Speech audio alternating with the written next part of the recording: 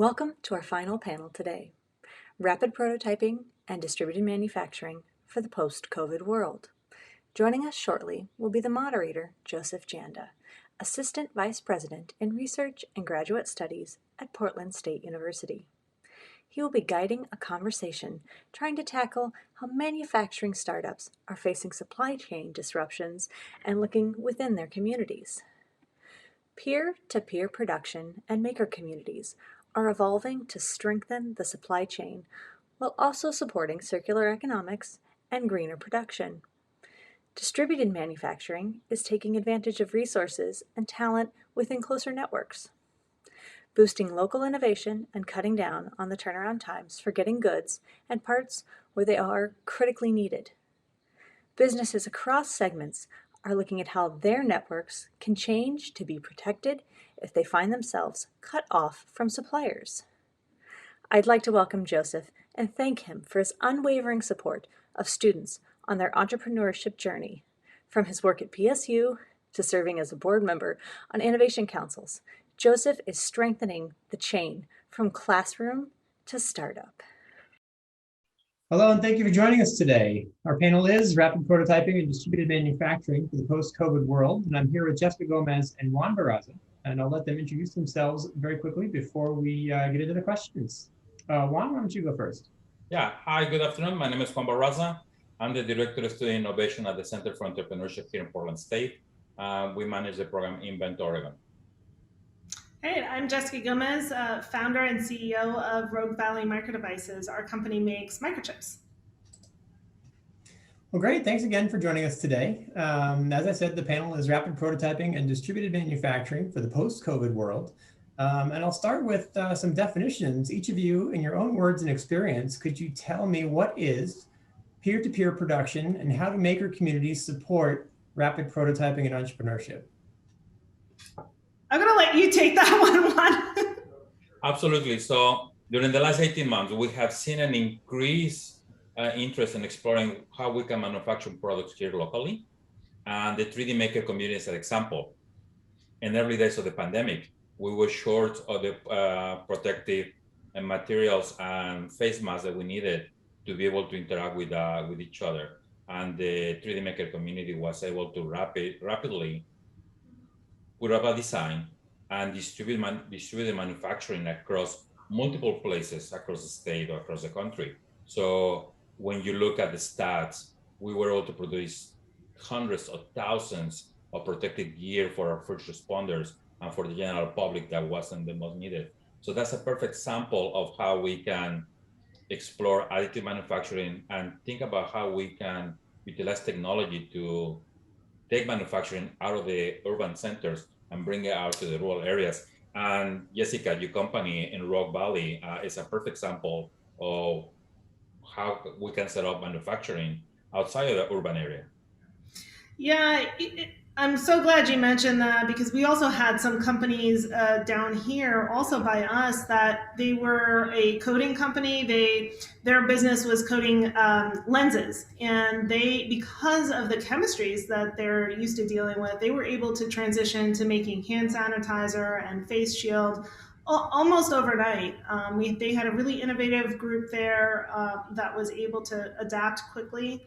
And it really made a big difference. They were able to disperse those materials out to our local hospital and provide that PPE. And if you remember in the beginning, it was just such a challenge. We didn't know what to expect with some of the shutdowns. And even with our company, we were really concerned about that early supply chain challenges. Our company uses different specialty gases and chemistries. And when we started to see Portland Metro and also San Jose shut down, we were really concerned about that and got on board and got some early orders put in ahead of time to try to make sure that we could keep our own facility running, because we're one of the things that we do is support academia and in their research and development. So let me follow up on that, Jessica. What were some of the major challenges in that, if you get a little more detail, in that supply chain disruption, and how did you overcome them? Yeah, what ended up happening is, so we have two sides of our business. One of them is supporting 1 and 2 step processing for MEMS and sensor semiconductor type devices. The other is actually going from full design to a functional device.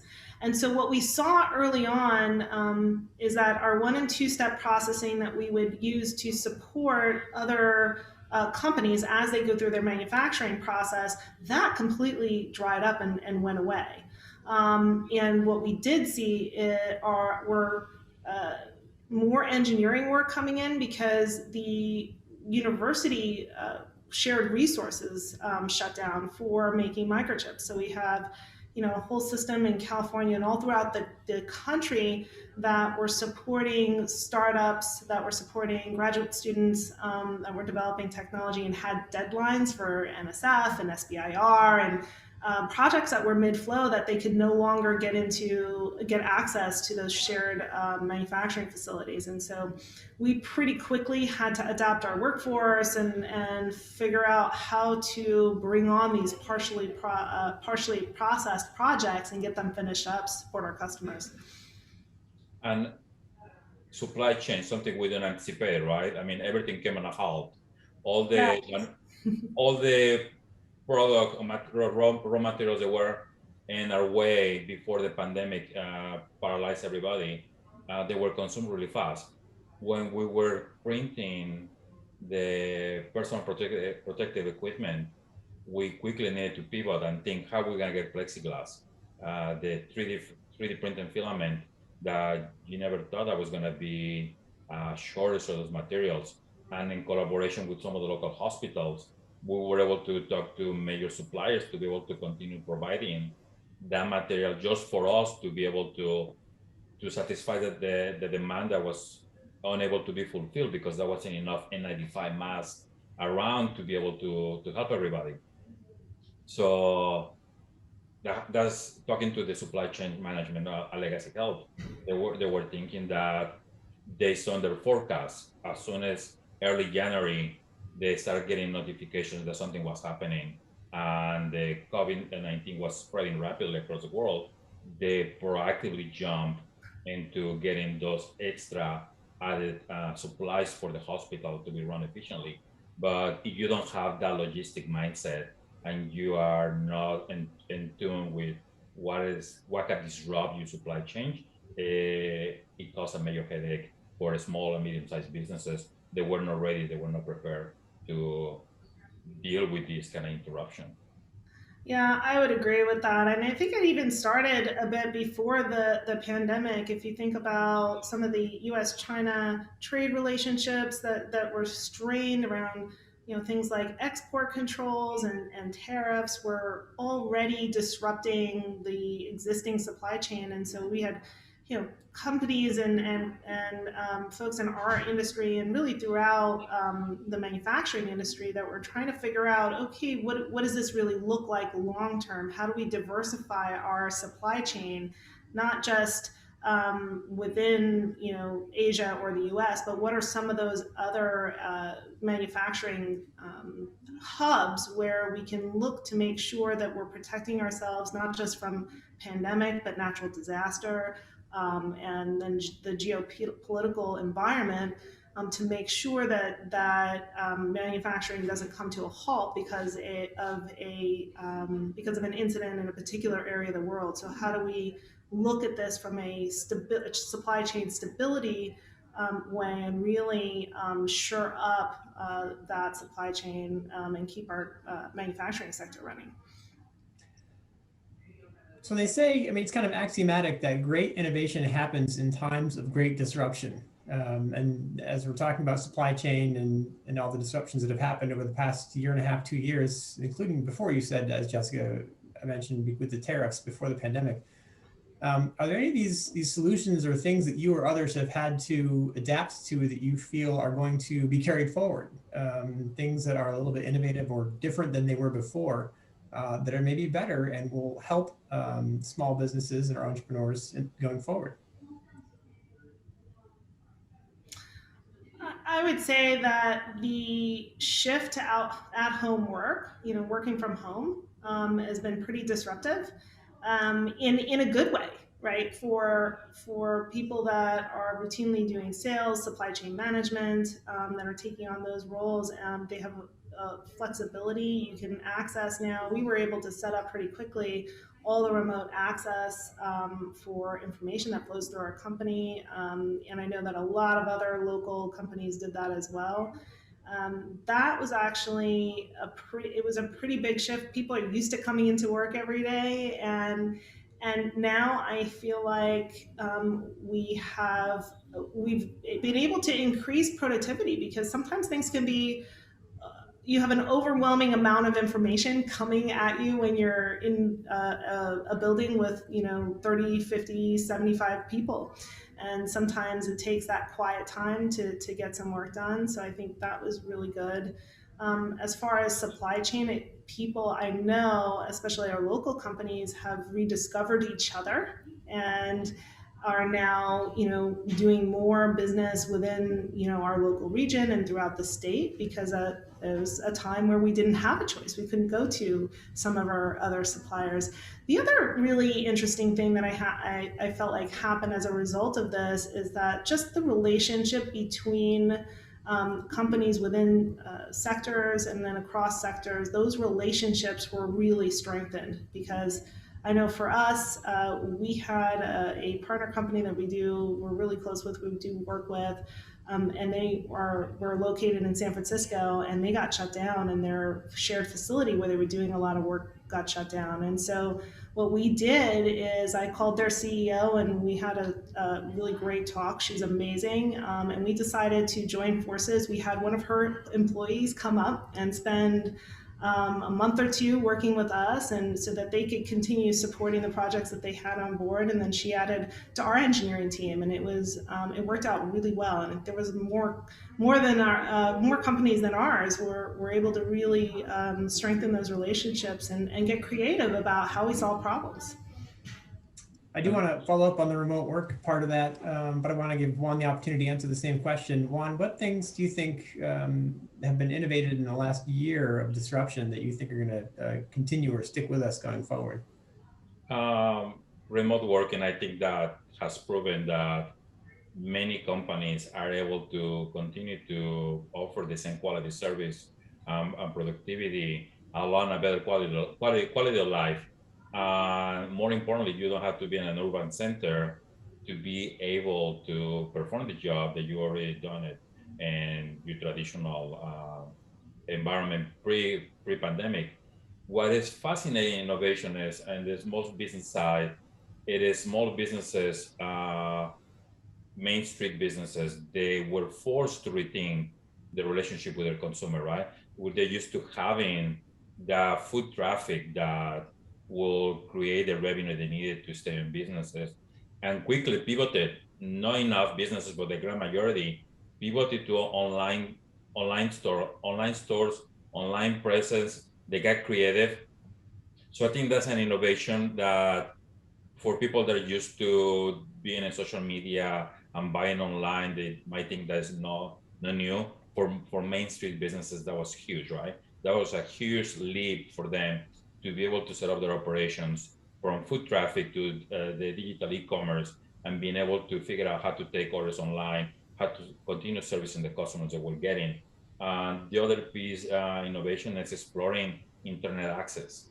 Internet access across all zip codes in the state or across the country is fundamentally needed. And we realize that we have a lot of work to do in that sense. And so having robust internet access is a must, not just for education, for businesses, for everybody, because all we need is one disruption like we just had in the last 18 months to put us in a stopping halt and figure out how we're going to recover from that. So I think those two things, remote work, being able to pivot on Main Street businesses to online presence, and internet access for everybody across the board, as the things that have come up as a silver lining out of this pandemic.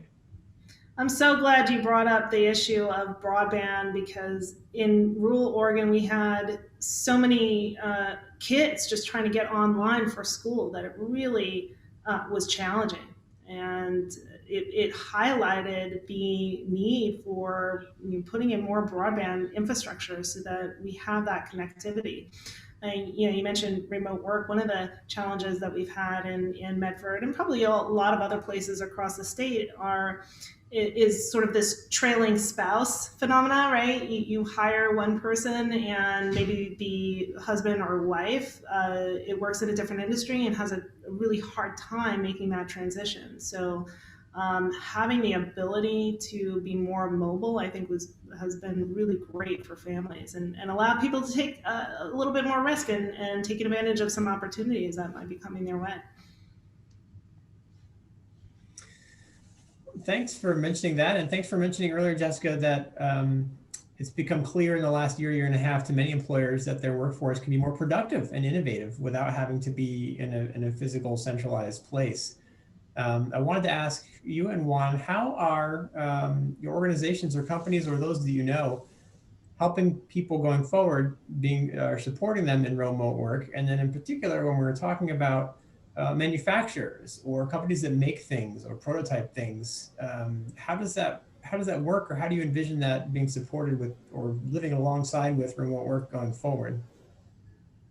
I think it's really tricky for employers that have advanced manufacturing as a component of their company, because that's work that you have to physically be there to do. There's only so much remote, access, maintenance, oversight that you can really do. And at some point, you have to have actual, hands and eyes on that material that you're manufacturing. And what I found, though, is that the people who are working in that industry absolutely love it, and they want to be there.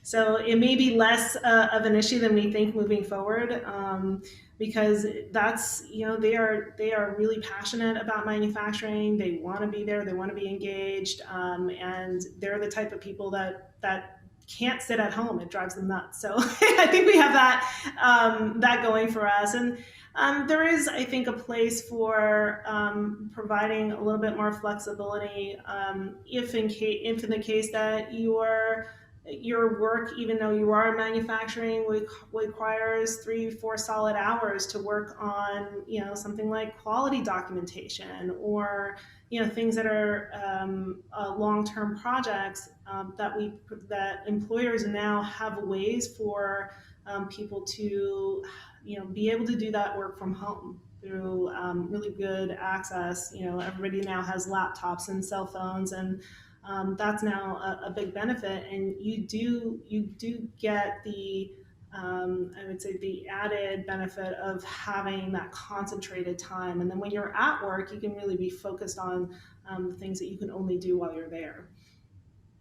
At the university, remote work, it is something that we're exploring, right? We're going to explore as we inching slowly to getting back into campus. We are looking into how we're going to allow that flexibility for remote working, being in campus. That guidance is still to be defined, but something that actively we're looking for. In terms of how we prepare for manufacturing, we already investing on teaching our students those techniques that industry needs in terms of new forms of manufacturing, exploring new materials, exploring new ways to take new product design and designing them in a way that can be manufactured in different places and be assembled in one single location. But also thinking about sustainability, thinking in terms of the circular economy, how we can design the products of the future, where once the life cycle of that product comes to an end, can be deconstructed and be repurposed or utilized to avoid using new materials. So all of that work is already embedded into the work that we do at university, and it's planned in the future curriculum that is being taught to our students. Sustainability, being clean, thinking about the future, how we can be ahead and be ready for what the industry is needing. That's something that is already hard at work in campus. It's a great segue, Juan. My next question is about academia and universities and how we can best prepare students with entrepreneurship education and crossing that with access to rapid prototyping and manufacturing techniques to know what the physical world looks like as they're kind of realizing their ideas and also learning the entrepreneurship side of things. Community colleges like Rogue Community College in Southern Oregon are providing maker spaces and investing in technologies to aid in rapid prototyping and give access to students to tools like this. So for Jessica and Juan, maybe what are some ideas you have about processes or resources that can help other higher education institutions prioritize this kind of learning for student innovators? Yeah, I think that what I really try to make sure that people understand is that cross-disciplinary teams are really, really important for innovation.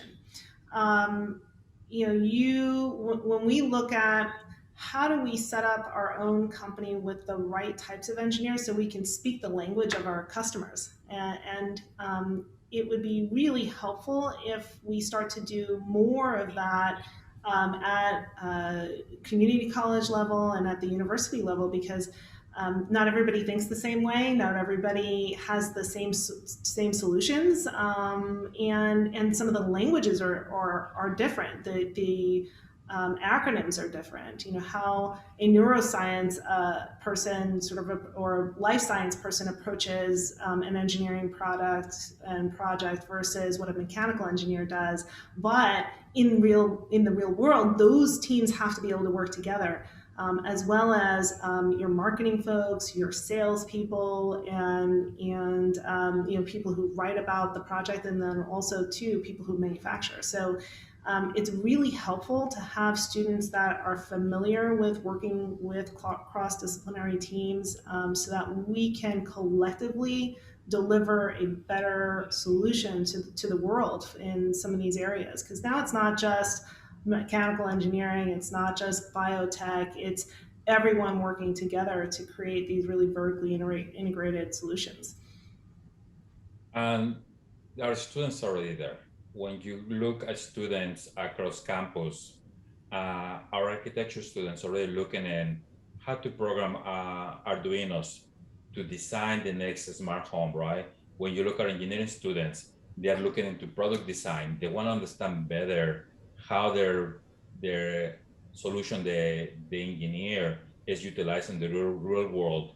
And our business students, our science students already exploring how to interact with engineers, arts, and business students. So I agree with Jessica, cross-disciplinary teams, they are primed to create innovative solutions, but we need to be able to nurture them, right?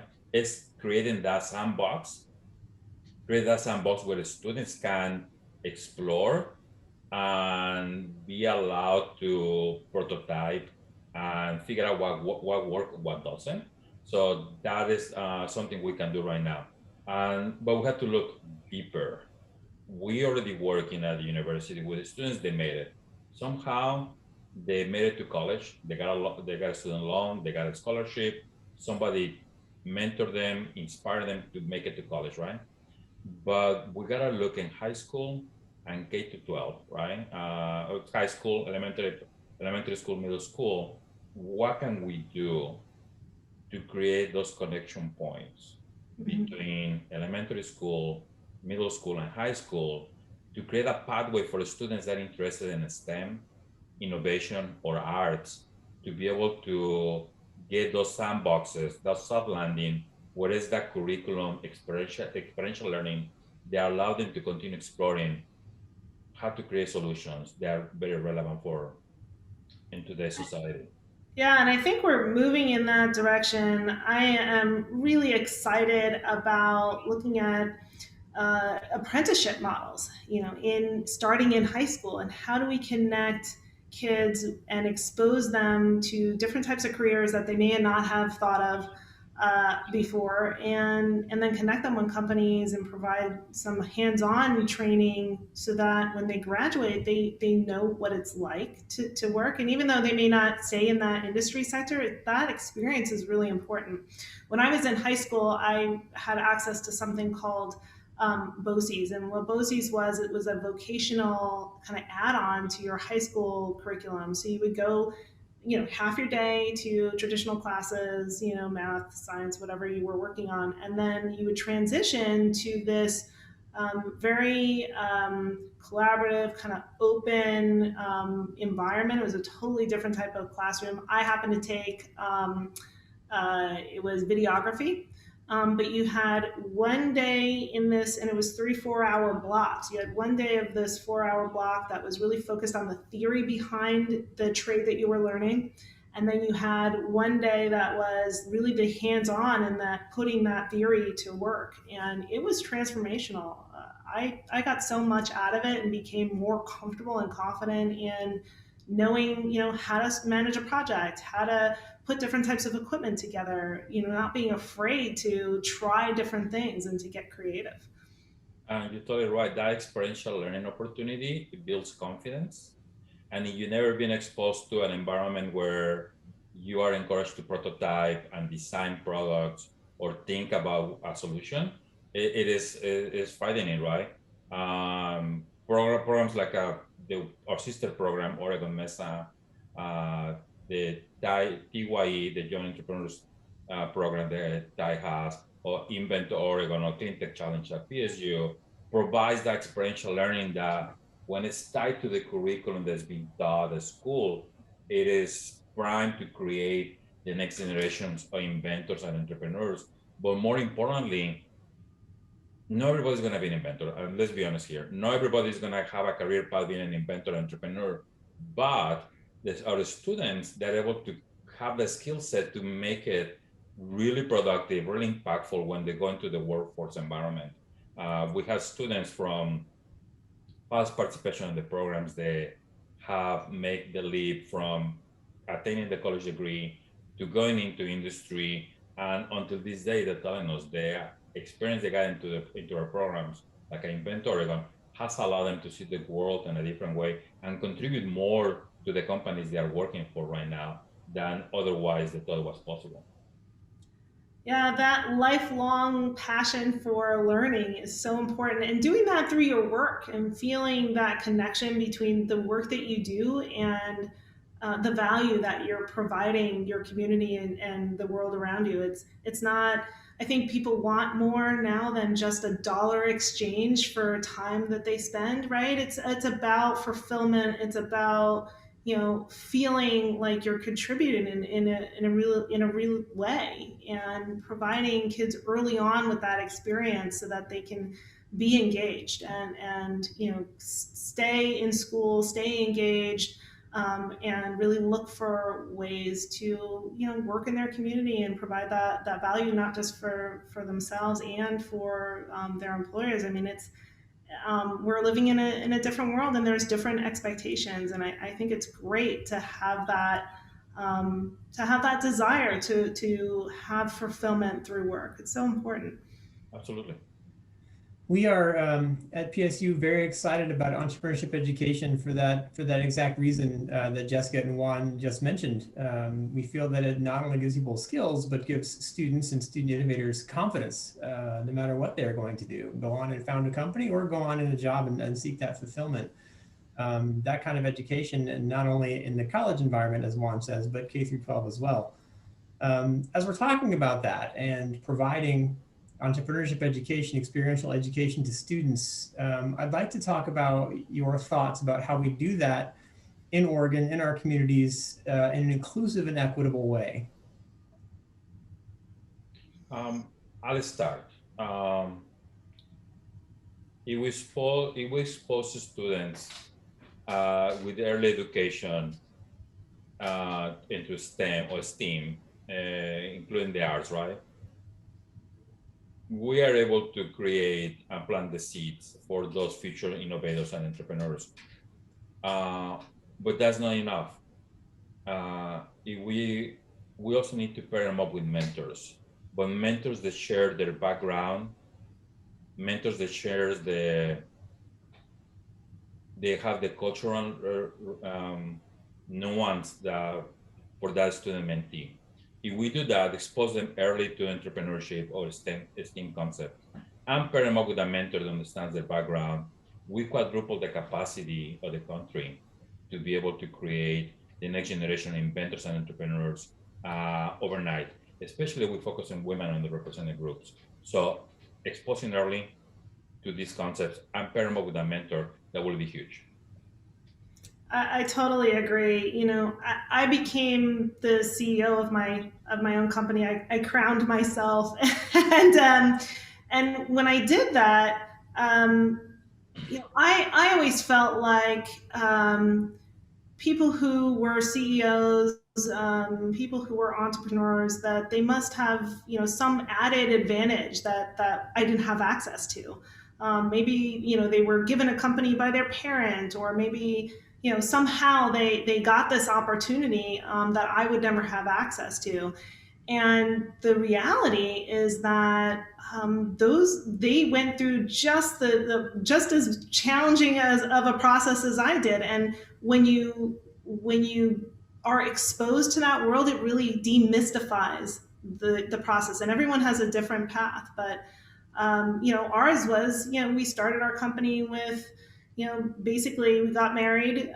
We received some cash gifts. We used that to buy a house, and we sold our house, and we used that money to build our company, and took out bank loans and maxed out every single credit card we had, and really were eating top ramen, and, you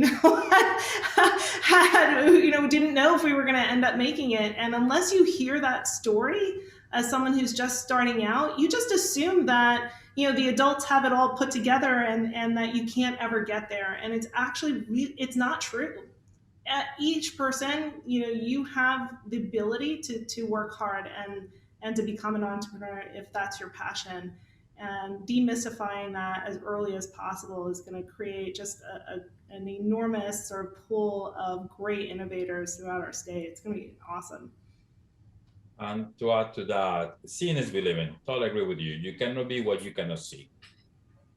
But also we need to be aware that opportunity, the spirit of entrepreneurship is equally distributed across zip codes in the state, but opportunity is not. So we need to identify what are the barriers that are preventing our students or entrepreneurs to launch a company, right? If you have generational wealth through the hard work of your family for past generations, you might have the opportunity to get that additional funding to launch a company. But in many cases, you're the first one to go to college, or you are the first one to launch a business, and you don't have access to that. So thinking what is happening in Klamath Falls, what is happening in Coos Bay, what's happening in La Grande, how we can help those entrepreneurial students with resources. It's not just money, but access to places where they can meet other entrepreneurs, seeing how it's done, and being able to understand those nuances to be able to launch their business.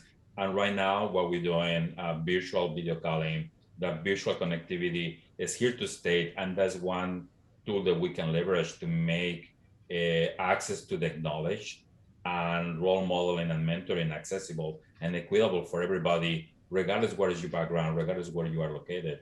So those things are very powerful. That's a great point. I think access to the network that you need to be in is really, it's a barrier. If you don't have your own network, and it can be very lonely, it can be challenging to develop that. We need to reach down into the community and provide that mentorship to people coming into the workforce who are creative. And it's, you know, entrepreneurship is one thing, but when I worked for a startup in Southern California, one of the things that our CEO was really conscious about is he really promoted the process of being entrepreneurial about your job. So it's not just going out and starting your own company. How do you be creative and entrepreneurial about your work? And that's where the real innovation, I feel like, comes from. And it's just a different mindset, and sometimes that takes a level of leadership to say, this is the expectation. We expect you to try different things. We expect you to be creative, and here's how you do it. And we're going to provide tools for you to learn those skills, because we start out as little kids in kindergarten, and we make things, and our parents, we bring home every day, our parents get these little projects and hang them on the wall. And by the time kids are 7, 8, 9 years old, that creativity isn't transferred into sort of skill building. It kind of stops, and we start with working off of worksheets and things like that. It's just not how our education system traditionally works. So I think it's really important that we consciously nurture that creativity. That's what makes this country unique and different. That's why we have so much innovation, is that we're really good at nurturing that, and I think we can be better. Absolutely. I think social capital is huge. Sometimes you might not have tons of money, but we have a lot of social capital, and somebody help us down the road to get where we are. Keeping the door open for the next generation, using as social capital either in the community or within our company to help somebody, tap them on the shoulder and tell them, you can do this and you are cut out to do it. That is huge. Totally agree with that. So it's clear to me how we create space for student innovators to be creative and rediscover that 8 or 9-year-old drive to bring the projects home in a university environment. Jessica, can you talk a little bit about how does one go about creating and fostering that environment in a small to medium-sized business?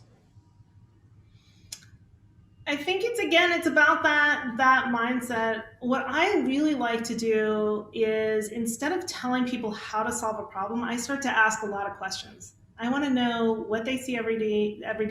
I want to know, I want them to describe that issue and give me a sense of what they think needs to be done to resolve it, so that it helps with really starting that creative process. Like, I'm not going to, even though it's my job as a leader, I don't want to provide you with every answer, because we don't get the benefit of that collaborative process as a company. And so I think that approach makes a big difference in the solutions that bubble up, because you can come up with your own and say, hey, this is how I think we should do it, and done, right? Or you can take the time to ask people what they think and how they feel about it, and what their solutions would be, and you might come up with something that's just really brilliant. And it's happened over and over again. And I feel like if we approach things like that in our community as well, we're going to get some really amazing results. There's a lot going on in Southern Oregon that we can point to that is a result of that collaborative approach, is really just getting the right people in the room and saying, okay, how do we work through this issue? It takes longer. That's the thing. We have to be a little bit more patient. Juan, switching tactics or switching sides a little bit, how do you, you've been running Event Oregon and other contests like this for many, many years. How do you create an environment for students to, follow a process and learn some skills, but also feel empowered to be creative? It is hand-to-hand combat, right? It is no other solution. It's a lot of coffee. It's a lot of conversation with the students. We are fortunate that we have 19 partners. We partner up with community college universities across the state with amazing faculty leads, and in each of those institutions. And when we start working with the students, they come from different backgrounds, right? And being able to set up a framework that puts everybody in the same playing field, that was our first and foremost call to order when we created the program. We started to see, okay, transportation, how we can get students from as far south as Medford and Ashland to Portland without them having to spend their own money, right? So we cover transportation expenses. Then we look at food and accommodations. We're gonna make sure that when they come to our program, is transportation, food, and a place where they can stay and being able to learn. So creating that safe space. But once that's set up and we surround it with mentors and educational content that talks everything from design thinking to rapid prototyping to commercialization, becomes the human aspect of the equation, with getting to have those conversations with them in one-on-one, either through mentors or with many of the members of the staff. And that, in my opinion, is where the magic happens, because it's an honest and transparent conversation. And they open up at telling us that I don't have a way to make it over there. My team already built the prototype. The person that was supposed to lend us the car could not make it. I don't know what to do. Being able to get there, and sometimes through hardships. We have students that unfortunately have lost ones, and that was the way to paying for college. Figure out how we could use our social capital to get them connected with the resources they need, or just simply being there to tap them on the shoulder when they're nervous about a presentation for the first time in front of hundreds of people, and telling them they got this, you can do this. So that human connection, I think, being able to set up that framework that will eliminate as many barriers as we can within the limitations of the program, but then there's the human aspect, connecting with them at the one-on-one level, understanding where they're coming from, meeting them where they are. Everybody's in a different place. Just because they made it to college, we think they have it all figured out. And some of them do, many of them don't. They're still growing and learning. And being able to be just there, and then many times be that senior voice that's telling them, you are able to do this and you're more than capable. And so I think that is what it has worked for the program. And we're looking to ways to be able to expand the reach of the program, following the same model, but leading with humanity, leading with kindness and empathy. That's the secret sauce for us, and lots of coffee in the horizon. I love that you bring that up, that encouragement. I remember I went into college a very insecure student. I wasn't prepared, I think, in many ways. And I had a couple of teachers that really put the time in to just connect and say, you belong here, you deserve to be here, we want you here, and you can do this, right? You're capable. And maybe you'll have to work a little bit harder, but it's going to be worth it. And just to continue to reinforce that, because academics are not easy for many kids and for many adults, but you get better at learning after you practice. It's a process for all of us, and we have to figure out what works best and what engages us. And but having that team of people that is really always rooting for you, it makes a huge difference in success. I mean, we know that statistically too. There was a study, actually a program that was developed in Texas, where they were trying to prevent high school dropouts, right? Mm-hmm. And they went door to door and convinced these kids to come back to school, met with them and convinced them to come. And it was a huge success, just having that human connection as somebody say, we care about you and we want you to be successful.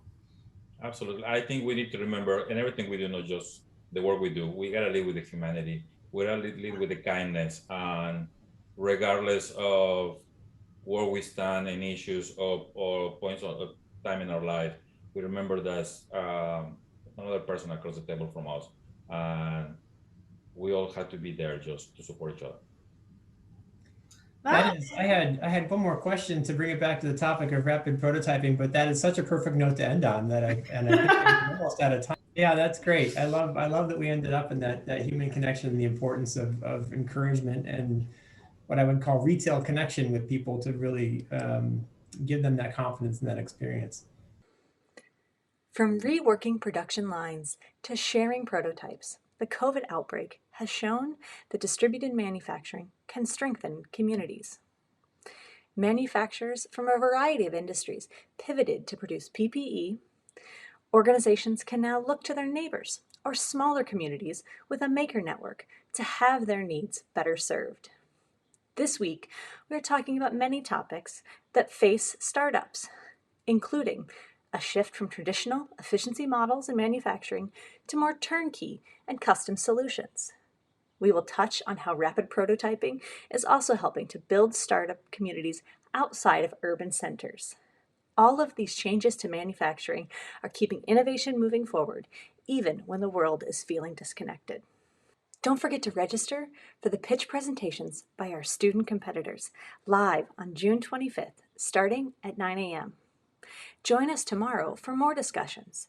At 9 a.m., shifting from diversity and inclusion to diversity, equity, and inclusion in STEM education.